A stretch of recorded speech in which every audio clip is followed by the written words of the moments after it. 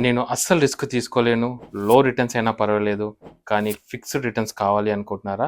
అయితే ఈ 2 స్కీమ్స్ గురించి మీరు తెలుసుకోవాల్సింది. First scheme post office monthly income scheme. ఈ స్కీమ్‌లో సింగిల్ అకౌంట్‌లో 9,00,000 రూపీస్ వరకు ఇన్వెస్ట్ చేయొచ్చు. జాయింట్ అకౌంట్‌లో అయితే 15,00,000 రూపీస్ వరకు ఇన్వెస్ట్ చేయొచ్చు. Currently rate of interest 7.4% per యానమ్‌గా ఉంది. అండ్ ఎవ్రీ మంత్ మీ అకౌంట్‌లో ఇంట్రెస్ట్ క్రెడిట్ అవుతా ఉంటుంది. ఫర్ ఎగ్జాంపుల్ మీరు ఈ స్కీమ్‌లో గనక 15,00,000 రూపీస్ ఇన్వెస్ట్ చేస్తే అప్రాక్సిమేట్లీ మంత్లీ 9,250 రూపీస్ మీ అకౌంట్‌లో క్రెడిట్ అవుతా ఉంటుంది. And second scheme senior citizen saving scheme. ఈ స్కీమ్‌లో సింగిల్‌గా అయినా జాయింట్‌లో అయినా అప్ టు 30,00,000 రూపీస్ వరకు ఇన్వెస్ట్ చేయొచ్చు.